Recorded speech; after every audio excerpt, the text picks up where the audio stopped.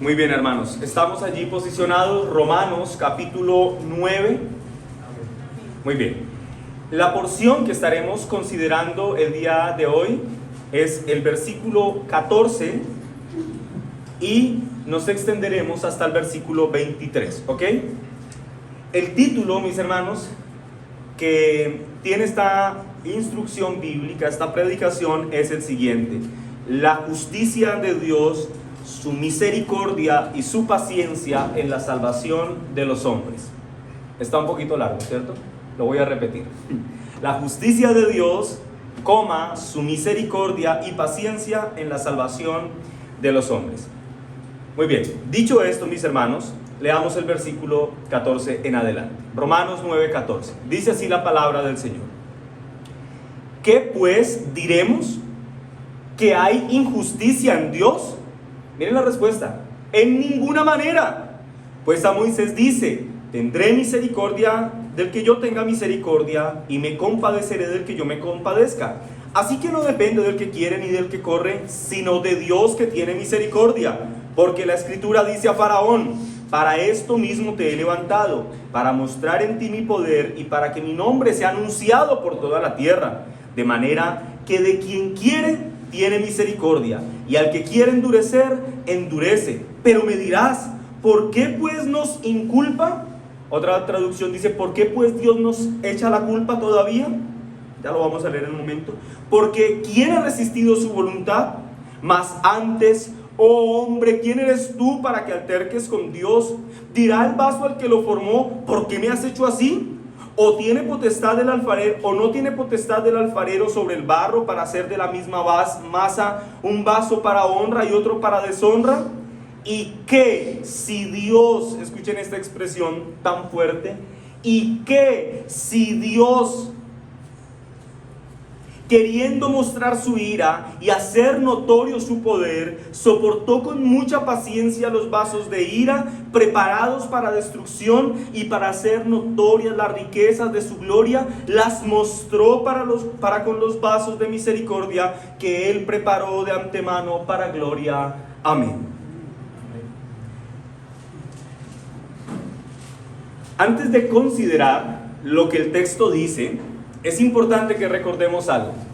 Esto es probable que las personas que más tiempo llevan en esta exposición de la carta de los Romanos recuerden que cuando iniciamos la exposición, en los primeros quizá 2 o 3 sermones, nosotros advertíamos que el apóstol Pablo, cuando escribe esta carta, ya es un maestro muy experimentado. Es decir, no es un hombre que está empezando a escribir, no. Ya el apóstol Pablo llevaba muchos años instruyendo a la iglesia de Cristo. Es un maestro muy experimentado. Como es un maestro muy experimentado, se hace entendible por qué el apóstol Pablo puede empezar a predecir las posibles preguntas o cuestionamientos que se deriven de las afirmaciones que él está haciendo. Es como cuando uno está enseñando y uno dice: bueno, y por si alguien se está preguntando esto, es esencialmente lo que está ocurriendo acá. El apóstol Pablo acaba de decir algo que puede ser muy controversial, y frente a las preguntas que se puedan despertar de lo que él acaba de decir, él quiere decir: mira, es posible que ustedes estén preguntando estas dos cosas y yo se las voy a responder. ¿Qué es lo que acaba de decir que puede generar tantas preguntas en su audiencia y desde luego en nosotros? ¿Qué fue lo que estudiamos en el sermón pasado? ¿Qué es lo que acaba de decir?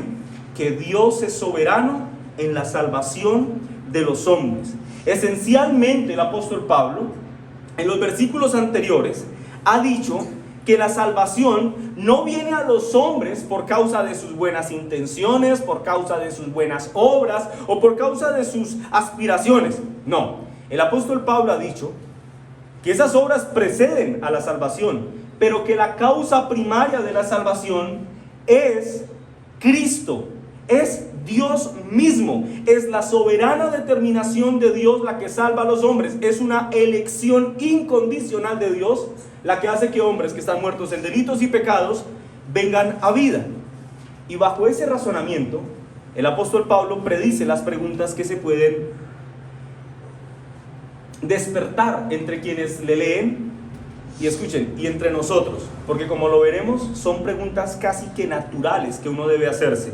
¿Y cuáles son las preguntas que uno como lector puede hacerse cuando lee este asunto de la elección incondicional de Dios? El versículo 14 tiene la primera pregunta. ¿Qué pues diremos? ¿Que hay injusticia en Dios? Alguien puede decir, bueno, ¿cómo es posible que Dios en el vientre de la madre haya escogido a uno sí y a otro no? ¿Acaso esto no es injusto? Y en el versículo 19 plantea la siguiente pregunta. Pero me dirás, ¿por qué pues sin culpa? ¿Quién ha resistido la voluntad de Dios? La Nueva Versión Internacional dice, ¿por qué Dios nos echa la culpa? Si Él es el que finalmente lo hace todo, entonces ¿por qué somos responsables delante de Él? Y digo, hermanos, que estas preguntas que el apóstol Pablo va a abordar son preguntas naturales, porque es casi seguro que la mayoría de nosotros las hemos tenido en algún momento. Es probable que nosotros explícitamente nunca hayamos dicho, porque alguno podrá decir, pastor, yo jamás diría esto, y en eso coincidimos, creo, la mayoría, que nunca hayamos dicho, no, me parece terrible, injustísimo que Dios elija a unos para vida y a otros para no. Pero, si bien literalmente no expresamos expresamos este sentimiento con estas palabras, es probable que sí hayamos experimentado un profundo sinsabor o incomodidad en nuestro corazón al saber que Dios salva a unos y a otros los deja a su condenación. Muchos incluso nos hemos preguntado, ¿por qué Dios tendría por escogerme a mí, ver algo en mí para escogerme? Y por ejemplo, a mis hijos no, mis padres no. ¿No es esto injusto? No lo decimos explícitamente, pero el sentimiento está allí. La pregunta con la que nosotros lidiamos tal vez puede ser esta. ¿Por qué es justo que Dios decida elegir a unos para darles perdón de sus pecados en Cristo y a otros no? ¿No sería más bien más misericordioso que Dios eligiera a todos los hombres y a todos les perdonara sus pecados? ¿No quedaría Dios mejor presentado, como más bondadoso, como más bueno? Y yo digo que es probable que todos hayamos tenido preguntas de este tipo, no exactamente así, pero de este tipo, que incluso, quizá en nuestros primeros años de avanzar en el conocimiento de la palabra de Dios, nos hayamos sentido incluso hasta incómodos cuando nos preguntaban cosas de este tipo. O quizá no sabíamos exactamente cómo responder y tratábamos de defender la honra de Dios en su justicia sin saber muy bien cómo hacerlo. Pero a la pregunta de si esto es justo o no lo es, el apóstol Pablo responde inmediatamente. Antes de dar cualquier argumento, da la respuesta. Y de hecho esto no es muy común. El apóstol Pablo generalmente da gruesas argumentaciones y al final dice, ¿ya ven por qué ustedes están equivocados? Pero en este caso no. En este caso se anticipa y dice, ¿les parece injusto? El versículo 14 dice, en ninguna manera. Esa es la respuesta. ¿Dios es injusto al salvar soberanamente a unos sí, a otros no? La respuesta del apóstol Pablo es contundente. ¿Y qué es lo que dice? En ninguna manera. Y a partir del versículo 15 hasta el versículo 23, el apóstol Pablo tenderá todo su argumento teológico para demostrar que lo que acaba de decir es cierto, que Dios no es injusto bajo ninguna circunstancia, que en la elección incondicional que Dios hace para salvación no se observa injusticia. Es más, como lo veremos llegando al final de este sermón, el apóstol Pablo dejará claro que en la salvación incondicional que Dios hace de los hombres se ve lo contrario a la injusticia. ¿Y qué es lo opuesto a la injusticia? La justicia de Dios. Pero además de esto, también se denota en la elección incondicional de los hombres la misericordia de Dios a través de su paciencia. Y con eso en mente, hermanos, con eso en mente, leamos el versículo 15. Dice así la palabra de Dios. Pues dice, ¿a quién? A Moisés. Ahora, escuchen esto. El apóstol Pablo ya se ha remitido en 2 oportunidades al Antiguo Testamento, que son los 2 sermones que ya hemos expuesto. Nuevamente se remite al Antiguo Testamento para demostrar su argumento. Hermanos, y esto sirve para hacer un comentario importante. El Antiguo Testamento, como dice el autor de la carta a los Hebreos, era sombra de lo que iba a venir. El Antiguo Testamento estaba apuntando hacia una realidad gloriosa que es consumada en Cristo. Por esa razón, el apóstol Pablo recurre al Antiguo Testamento para demostrar cómo el Antiguo Testamento estaba anunciando las gloriosas riquezas de la gracia que se encuentran en Cristo Jesús. Ahora, dicho esto, dice, pues a Moisés dice: tendré misericordia del que yo tenga misericordia y me compadeceré del que yo me compadezca. Así que no depende, miren la conclusión, así que no depende del que quiere ni del que corre, sino de Dios que tiene misericordia.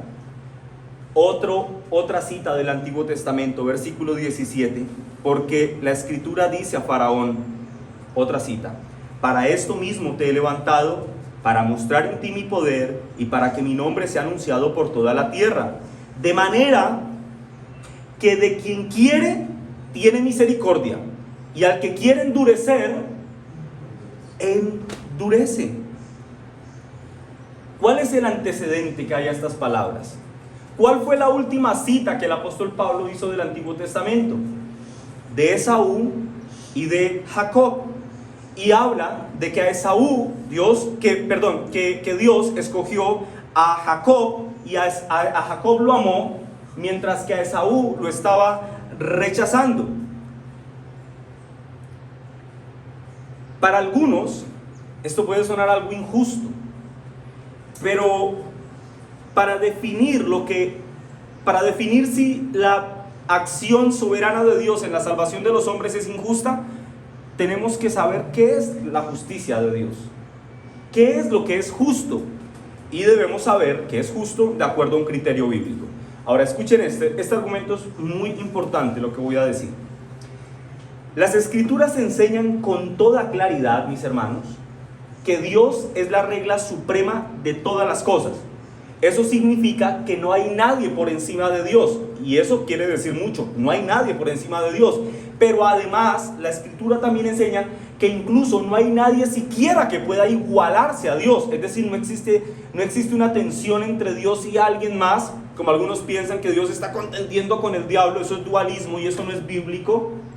No hay nadie por encima de Dios y no hay nadie que se le iguale a Dios. Hay un himno antiguo que dice: Dios es solo, y eso es cierto. Dios está solo.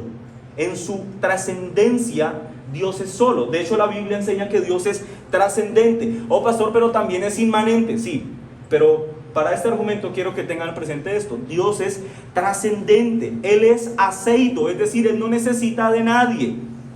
No hay nadie, mis hermanos, que pueda pensar mejor que Dios, porque Dios es omnisciente. Dios tiene un conocimiento pleno del pasado, Dios tiene un conocimiento pleno del presente y Dios tiene un conocimiento pleno del futuro. Pero además es infinito. El conocimiento que Dios tiene no solo es completo, sino que es infinito. Eso significa que el conocimiento que Dios tiene de todas las cosas siempre es perfecto, que las decisiones que Dios toma son las mejores decisiones que se podrían tomar, porque Él es el que sabe lo mejor que puede ocurrir. Dios, aparte de esto, las Escrituras dicen que es eterno, es decir, que sus determinaciones no solo fueron buenas para este momento del tiempo y de la historia, sino que son buenas por siempre y para siempre. Pero como si eso fuera poco, las Escrituras dicen que Dios es omnipotente, es decir, que Dios tiene el poder para hacer todo lo que quiera. ¿Ven por qué Él es la regla suprema de todo? Eso significa, hermanos, que solo Dios puede determinar lo que es bueno y lo que no es bueno. Y si eso es así, entonces solo Dios puede determinar lo que es justo y lo que no es justo. Pero escuchen un detalle más: las Escrituras, definiendo la esencia de Dios, dicen que Él es amor. Así que las decisiones que Él toma están ligadas a su carácter amoroso para con su iglesia. Dios es justo por el hecho de ser Dios. En otras palabras, hermanos, lo que es bueno por causa del carácter de Dios. Lo que es justo por causa del carácter de Dios. Podemos decir entonces que Dios está actuando justamente cuando hace aquello que es de acuerdo a su propia persona y de acuerdo a su plan. Lo que significa eso es que Dios siempre actúa justamente porque Dios nunca podría actuar en contra de su propia persona y en contra de su propio plan. Porque entre otras cosas, las Escrituras dicen que Dios es santo, santo, santo. ¿Lo entienden, mis hermanos? Esta parte es bien importante. Así que el aspecto de la justicia se resuelve con esto, que aquello que Dios hace es justo. ¿Por qué? Porque Dios es Dios, no hay nadie por encima de Él. No hay nadie que sepa mejor lo que se debe hacer que Dios mismo. No hay nadie que pueda decirle, como lo veremos más adelante, a Dios: ¿tú qué estás haciendo? ¿Cómo se te ocurre hacer esto? Nadie puede hacerlo porque nadie sabe lo que Dios sabe. Y con eso en mente, ahora sí veamos cómo es que el apóstol Pablo se remite al Antiguo Testamento. La primera cita que hace de Moisés es en Éxodo 33, 19. Y en esta cita de Éxodo 33, 19,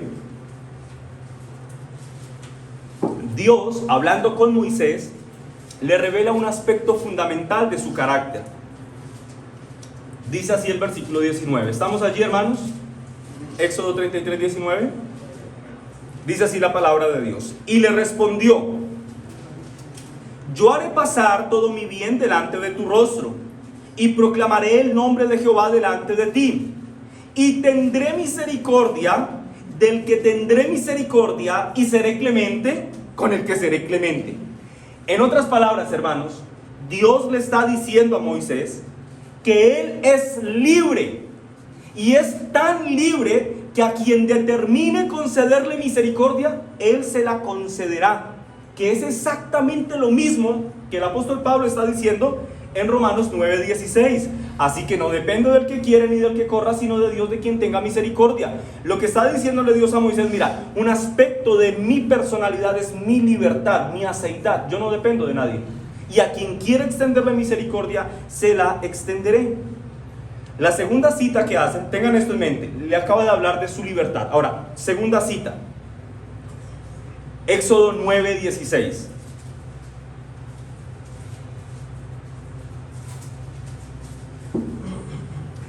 Dice así el texto: y a la verdad yo te he puesto para mostrar en ti mi poder, y para que mi nombre sea anunciado en toda la tierra. Aquí Dios, en el contexto, para que lo tengamos presente, Dios le está diciendo a Faraón que por su sabia y soberana determinación, Él lo levantó para que él se endureciera, y a través de la dureza de su corazón, sus propósitos divinos fueran cumplidos. ¿Qué fue o cómo fue la manifestación de la dureza de Faraón? Bueno, Dios le dice a Faraón por medio de Moisés: deja ir a mi pueblo. Y Faraón se endureció y no dejó ir al pueblo de Dios, no lo libertó. Ese endurecimiento de Faraón fue la causa de que Dios, por medio de Moisés, hiciera señales potentosas que todo el mundo pudo observar y que dieron fama al nombre del Dios de Israel. Aquel que trajo plagas sobre Egipto, aquel que envió el ángel de la muerte sobre los primogénitos, aquel que abrió el mar rojo en dos. Y si ustedes leen la historia del Antiguo Testamento, constantemente los enemigos del pueblo de Israel recordaban estas cosas que Dios había hecho en Egipto, y dicen: ¿cómo? ¿Ustedes son el pueblo de aquel Dios que abrió el mar en dos? Ok, con ustedes vamos de lejitos. Esto le dio fama a Dios en medio, dio un reconocimiento en medio de este contexto. Lo que quiero que noten es lo siguiente: el apóstol Pablo, en dos aspectos, quiere que evidenciemos la libertad de Dios. En un aspecto positivo, nos habla de esa soberana determinación que Dios tiene para mostrar clemencia al que Él quiera, en Moisés. En la cita que se hace de Faraón, hay un aspecto negativo de su elección para mostrar que el que a Él quiere endurecer, a ese endurecerá. Ahora, no es que Dios, y aquí la aclaración, para no entrar en una discusión grande al respecto, solamente es una pequeña aclaración. No es que Dios lo haya endurecido. No es que Dios haya hecho que Faraón se haya vuelto un mal personaje y pobrecito Faraón era tan bueno hasta que Dios cogió y ¡pum!, le endureció el corazón. No, Faraón estaba endurecido. Y esta expresión más bien denota que Dios le dejó el camino libre a su propia determinación, inclinado a hacer lo que le era natural, aborrecer a Dios y rebelarse contra Él. Pero alguno podría decir, pastor, pero la pregunta sigue en el aire. ¿Es justo que Dios elija a unos sí y a otros no? Pues hermanos, si nosotros apelamos al significado bíblico de lo que es la justicia y ya vimos que todo lo que Dios hace es justo, debemos afirmar que las acciones de Dios en la salvación de los hombres y en cualquier otro contexto nunca son injustas por naturaleza y por definición, porque todo lo que Dios hace es justo. O sea, a la pregunta de si es justo o no, debemos decir claramente no es injusto, porque Dios todo lo que hace por naturaleza y por definición es justo. Pero tengan en cuenta un detalle importantísimo que voy a dar acá. El contexto bajo el cual estamos hablando de la justicia de Dios o de la presunta injusticia es la salvación de los hombres. Escuchen, salvación, es decir, no estamos hablando de individuos que estaban en un estado neutro, no, estamos hablando de individuos que no tenían un futuro incierto. Si están siendo salvados, si están siendo rescatados, es porque ya estaban mal, es porque estaban perdidos. En otras palabras, el futuro de ellos ya estaba fijo, ya estaban destinados a ir a un lugar. Tengan eso en mente. No estamos hablando de personas inocentes, no estamos hablando de inocentes. Aquellos que están siendo salvados son aquellos mismos que se están preguntando si Dios es justo o injusto en la salvación de los hombres. No estamos hablando de individuos inocentes. Son personas que tienen delante de Dios un estado legal definido, y este estado es su condenación. Esos mismos que están acusando a Dios de injusto o con una presunción de injusticia ya tienen un destino definido. No pierdan ese detalle de sus mentes, será importante al final. Versículo 19. Romanos 9:19. Pero me dirás, esta es la segunda pregunta difícil, ¿por qué pues inculpa? Porque ¿quién ha resistido a su voluntad? Nueva Versión Internacional dice, pero tú me dirás, entonces ¿por qué todavía nos echa la culpa a Dios? Pues ¿quién puede oponerse a su voluntad? ¿Por qué Dios nos está culpando en el sentido de juzgarnos y de condenarnos si es que Él es el que decide quién es salvo y quién no? ¿Acaso entonces no es responsabilidad de Él? ¿Acaso, miren, la pregunta de hecho es una ofensa velada? ¿Acaso Dios no es el culpable de que yo peque? ¿Acaso Dios no es el culpable de que yo esté rebelado contra Él? Y escuchen el argumento tan impresionante que el apóstol Pablo dará en el versículo 20. Hermanos, es impresionante el argumento. Es glorioso el argumento que él dará. Versículo 20. Mas antes, algo así como, bueno, ponte a pensar una cosa, amigo. Oh hombre, ¿quién eres tú para que alterques con Dios? Dime quién eres tú. ¿Dirá el vaso de barro al que lo formó, por qué me has hecho así? ¿O tiene potestad o no tiene potestad el alfarero sobre el barro para hacer de la misma masa un vaso para honra y otro para deshonra? Versículo 22. ¿Y qué si Dios, queriendo mostrar su ira y hacer notorio su poder, soportó con mucha paciencia los vasos de ira preparados para destrucción y para hacer notorias las riquezas de su gloria? Las mostró para con los vasos de misericordia que Él preparó de antemano para gloria. Bendito sea el Señor. Lo quiero leer en la Nueva Versión Internacional. Versículo 22 dice: ¿y qué si Dios, queriendo mostrar su ira para dar a conocer su poder, soportó con mucha paciencia a los que eran objetos de su castigo y que estaban destinados a la destrucción? noten que acá pasa algo importante, nuevamente hace otra pregunta. ¿Y qué si lo hizo para dar a conocer sus gloriosas riquezas a los que eran objeto de su misericordia y a quienes de antemano preparó para esa gloria? Con el ánimo de darle más fuerza a su argumento, el apóstol Pablo se prepara para dar una estocada final a aquellos que tengan este posible reproche de decir que la elección incondicional de Dios en la salvación de los hombres es un acto de injusticia. Aquí el apóstol Pablo exaltará el atributo de la libertad divina y cómo éste determina la superioridad de Dios en relación no solo con el hombre, sino con todo lo creado. El apóstol Pablo dirá, mira, no hay nadie que pueda altercar con Dios. ¿Por qué? Porque Él es el creador. Él es el creador. Así que nadie puede señalar y tratar de acusar a Dios. Recientemente alguien me diría, no, mira, hace muchos días no oro, porque utilizo esta expresión, estoy embroncado con Dios. Tú sabes que uno pelea con Dios. Gracias a Dios no tenía ningún objeto contundente en mis manos.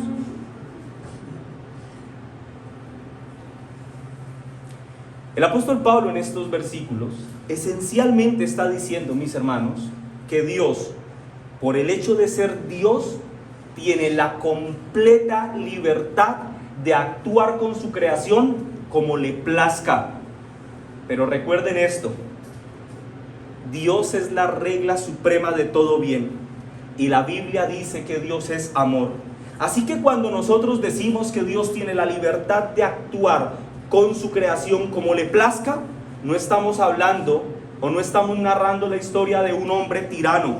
No, estamos hablando de un hombre piadoso, de un ser piadoso, de un glorioso y excelso rey que pudo justamente condenar a todos los hombres por cuanto todos habíamos pecado contra él, pero prefirió enviar a su propio hijo a morir en una cruz para el perdón de nuestros pecados. No estamos hablando de un tirano que hace lo que quiere, no, estamos hablando de un rey bondadoso, de aquel que, como cantábamos hace un momento, un día la tumba ocultarle no pudo, de aquel que murió por nuestros pecados y resucitó de entre los muertos. En el versículo 20 hay una expresión muy fuerte, dice, mas, oh hombre, ¿quién eres tú para que alterques con Dios? Esta expresión, hombre, debe entenderse como ser humano, no que solamente le esté hablando a los varones, sino en general a los seres humanos.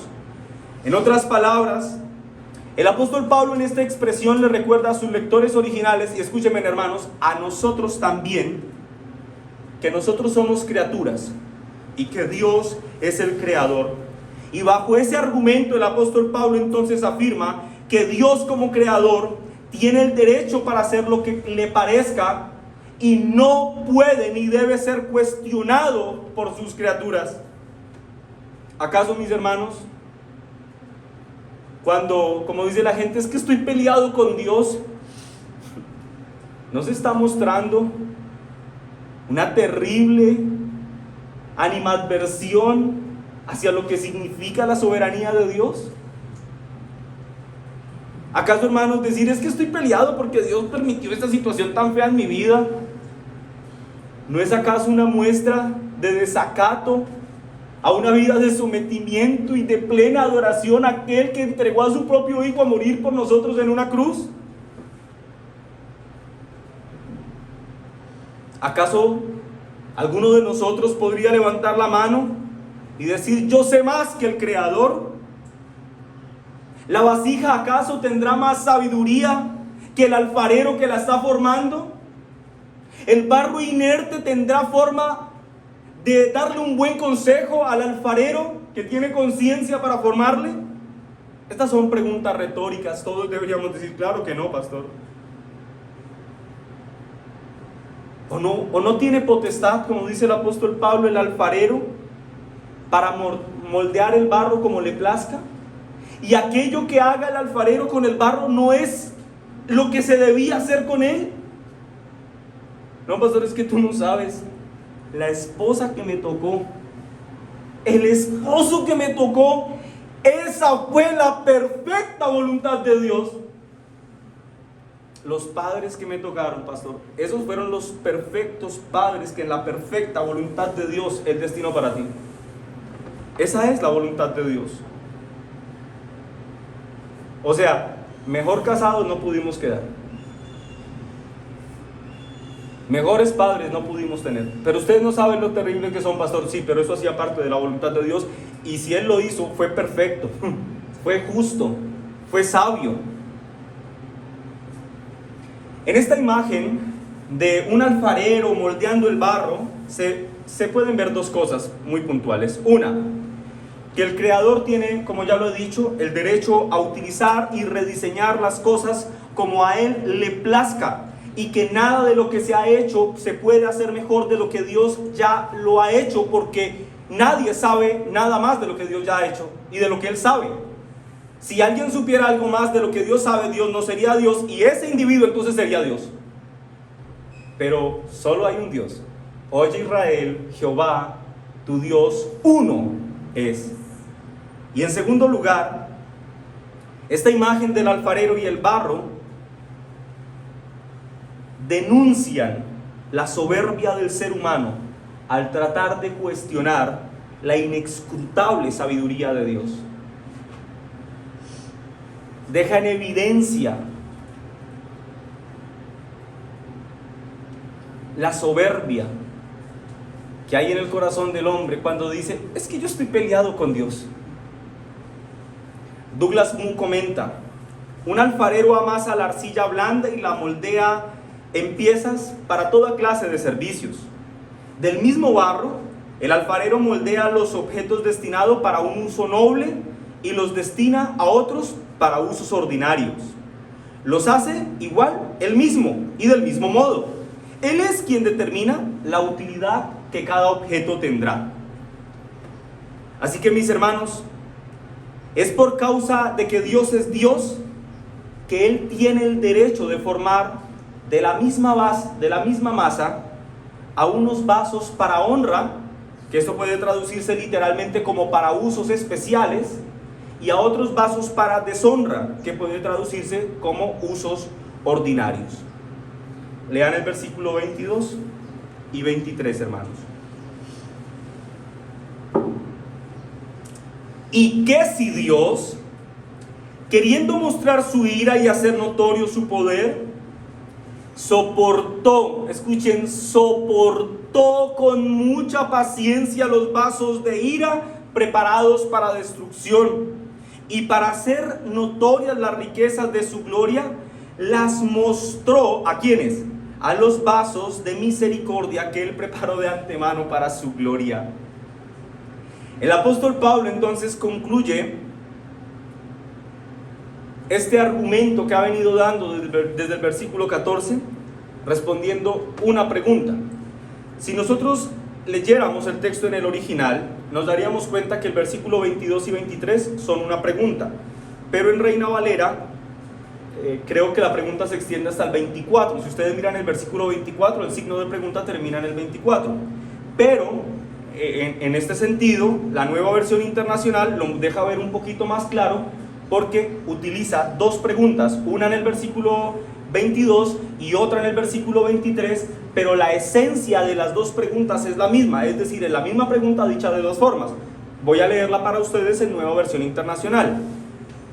Y noten los detalles de cómo inician los dos versículos. Versículo 22. ¿Y qué si Dios, queriendo mostrar su ira y dar a conocer su poder, soportó con mucha paciencia a los que eran objeto de su castigo y estaban destinados a la destrucción? Versículo 23. ¿Y qué? ¿Ven que es lo mismo?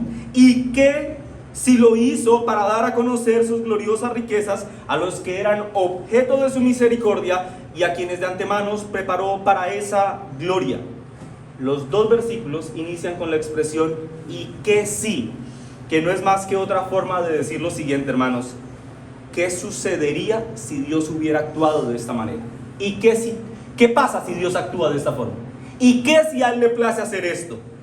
¿Qué sucedería? Es lo que está diciendo. ¿Qué sucedería si Dios derramara su ira sobre aquellos que hasta este momento les está extendiendo su paciencia. ¿Sería injusto Dios?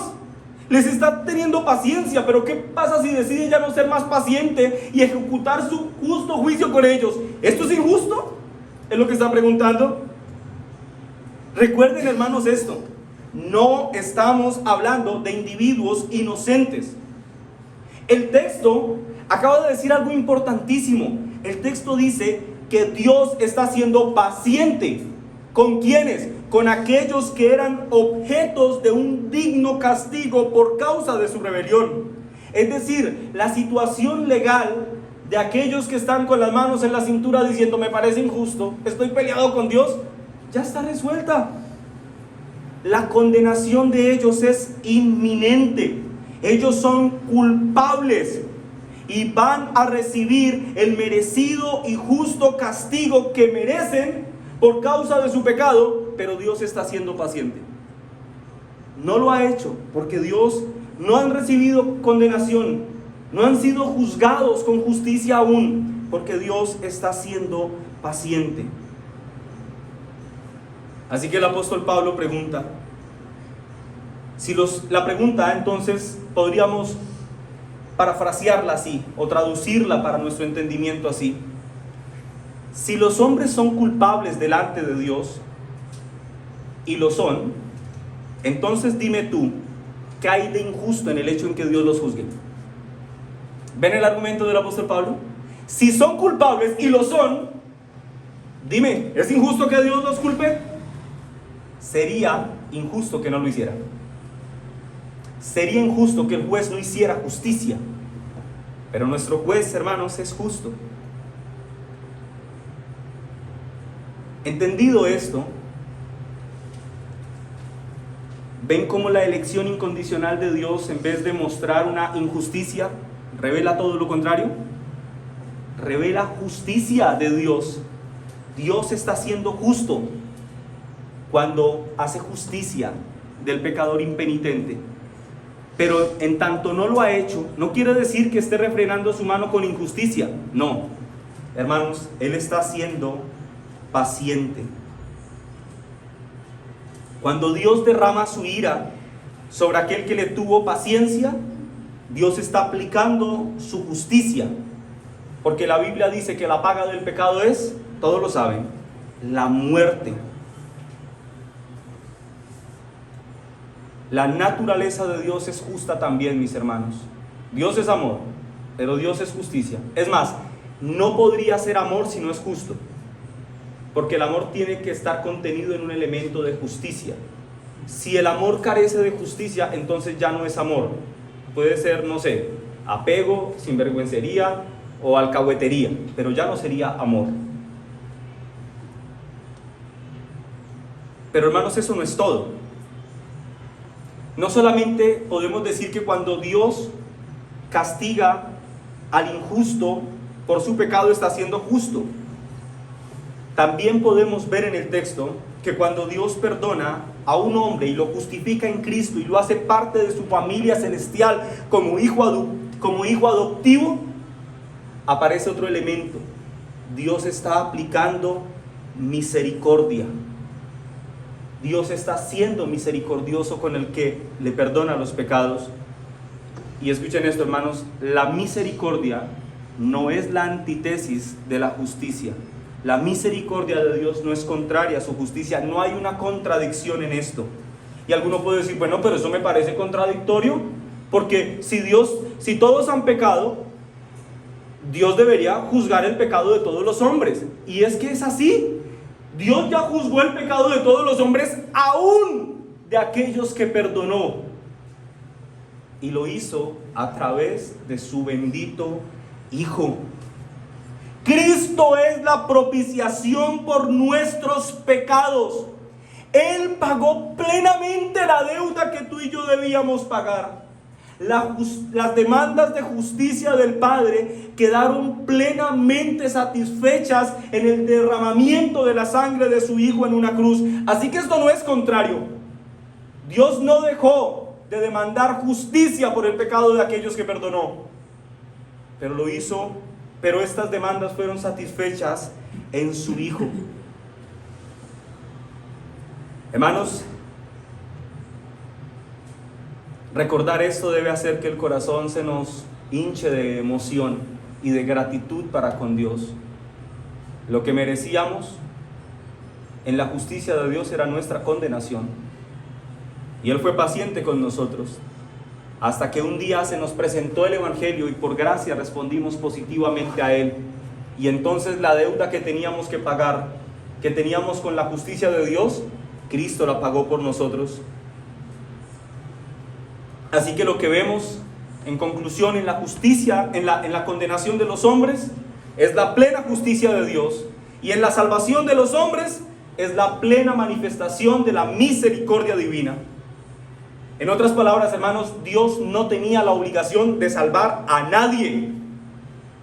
Todos habíamos pecado y Él justamente pudo haber condenado a todos los hombres. Pero hermanos, en su gracia extendió su mano y del vasto grupo de seres humanos que había sobre la tierra y de los diferentes momentos de la historia, providencialmente Él nos escogió a nosotros desde antes de la fundación del mundo para que un día respondiéramos a las demandas del Evangelio y viniéramos en arrepentimiento y fe delante de Él. ¿Por algún mérito? ¿Por alguna bondad inherente en nuestro ser? No, porque a Él le plació, porque Él quiso que viniésemos a ser hijos suyos por medio de Jesucristo. Dime tú, ¿cuál es la injusticia que hay en esto? ¿Cuál es la injusticia? Es que no me parece justo. Haríamos bien en recordar que solamente hubo un hombre justo sobre la tierra y fue Cristo. Y Él murió por nuestros pecados. El unigénito murió en una cruz para que tú seas declarado justo delante del Padre. Muchos acusan a Dios de ser injusto por el hecho de no salvar a todos los hombres. A muchos les parece injusto que dignos merecedores de la condenación reciban condenación. Pero esta forma de pensar es limitada y desvirtúa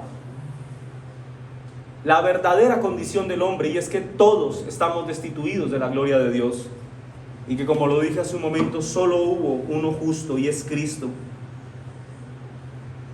Así que si tú estás en este lugar sin Cristo en el corazón, si este es el caso tuyo, si tú no estás a cuentas con el Señor, si tu destino o tu posición legal ya está resuelta delante de Dios y no es la de estar en amistad con Él, quiero que sepas esto: la única razón por la que estás respirando hoy es porque Dios está siendo paciente contigo.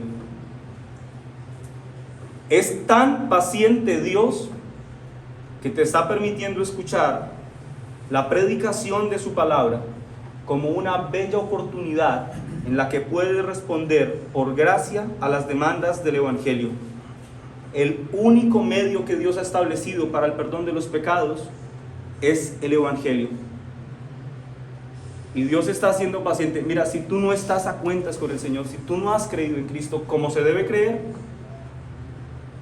esto que estás escuchando hoy es una muestra de la paciencia divina. Alguien puede decir: pastor, ese es mi caso. O sea, yo honestamente, a mí me gusta venir a la iglesia, me gusta escuchar de la predicación de la palabra de Dios, pero cuando yo escucho hablar de que nacieron de nuevo, de que están unidos a Cristo por la fe, yo siento que esa no es mi historia. Si ese es tu caso, recuerda esto: Dios está siendo paciente contigo hoy. Pero escúchenme bien, hermanos, que Dios esté siendo paciente con nosotros hoy no quiere decir que Dios seguirá siendo paciente con nosotros mañana. Con su iglesia, en un sentido, Cristo será eternamente paciente por causa de la obra consumada en la cruz. Pero con aquellos que viven sin estar a cuentas con el Señor, esa paciencia un día terminará, y al final ese individuo, créalo o no lo crea, tendrá que rendir cuentas delante de Dios. En los versículos 22 y 23 que leímos hace un momento, detrás de estos versículos existe una tradición judía muy conocida en la que se decía: ¿por qué tardas tanto en hacer justicia y eres tan paciente? Esa reflexión que se hacía dentro del pueblo judío es muy parecida a la reflexión que hicieron los mártires en Apocalipsis capítulo 6 versículo 10, que dice: clamaban a gran voz diciendo: ¿hasta cuándo, Señor? ¿Hasta cuándo, santo y verdadero, no juzgas y vengas nuestra sangre en los que moran en la tierra? Y el apóstol Pablo responde a esa pregunta de ¿hasta cuándo? En el versículo 23, para dar a conocer sus gloriosas riquezas a los que eran objeto de su misericordia y a quienes de antemano preparó para esta gloria. En otras palabras, hermanos amados, la razón por la que no ha caído fuego del cielo y Dios ha juzgado a todos los hombres, la razón por la que todavía todos nosotros estamos respirando, es porque Dios está siendo paciente para que aquellos que en su plan eterno de redención llamó, finalmente lleguen a sus pies. Dicho de otra forma, la razón de la paciencia que Dios está teniendo con todos los hombres es por causa del amor que Cristo tiene por su iglesia.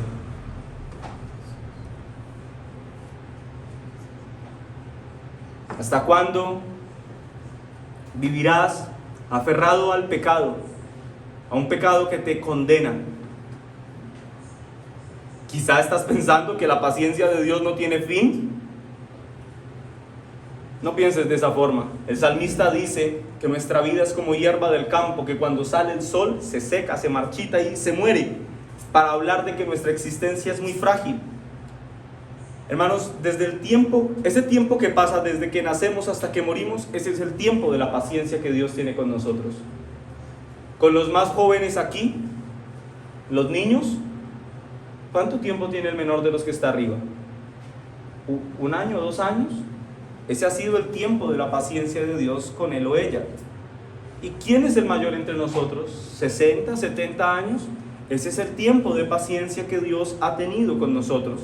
Pero lo cierto es que la niña o el niño de 2 años que está arriba y el adulto que está aquí de 70, 80, 90 años, todos un día moriremos, si es que el Señor no viene antes, pero en todo caso, si eso ocurre, todos, absolutamente todos, estaremos presentados delante del divino tribunal de Dios.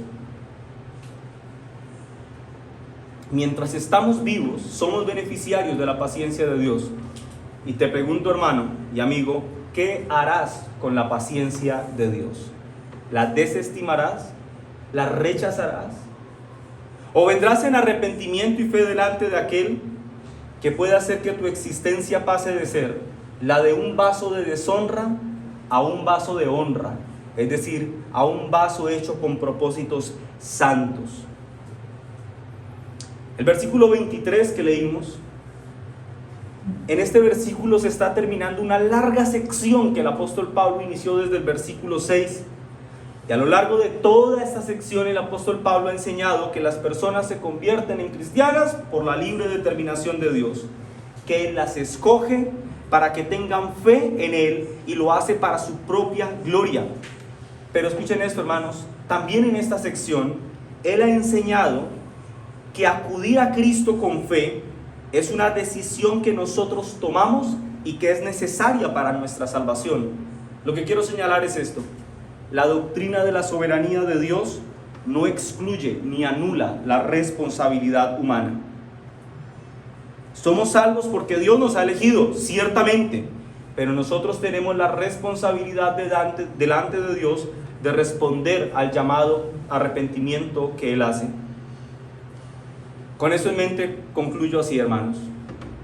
Iglesia IBR Monte Calvario, si la salvación de los hombres depende de la soberanía de Dios, pero paralelamente es nuestra responsabilidad responder a las demandas del Evangelio, se hace necesario que cuando prediquemos el Evangelio, lo prediquemos con fe, creyendo que el Señor dará vida a aquellos a quienes les estamos predicando. La prueba de que eso es cierto eres tú mismo, porque Él te sacó de las cenizas de tu miseria y te sentó en los lugares celestiales. Y si hay alguien en este lugar que, como dije hace un momento, no esté a cuentas con Dios, quiero preguntarte una cosa. ¿Saldrás por esa puerta pensando que la justicia, que la paciencia de Dios es eterna y pensando que escaparás de la justicia de Dios? Tienes dos caminos: salir por esa puerta creyendo eso y endurecer tu corazón y pensar que vivir una vida contraria a la voluntad de Dios no pasa nada. Si esa es tu determinación, quiero que sepas que estaremos rogando por la salvación tuya. Pero si tú determinas venir en arrepentimiento y fe delante del Señor, te animo a que sigas participando de estos espacios en los que ha sido provisto por la gracia de Dios una predicación clara del Evangelio para beneficio de su iglesia. Que el Señor bendiga la predicación de su palabra, hermanos. Amén. Vamos a orar. Padre nuestro que estás en los cielos, en el nombre de Jesús te damos gracias, Rey, por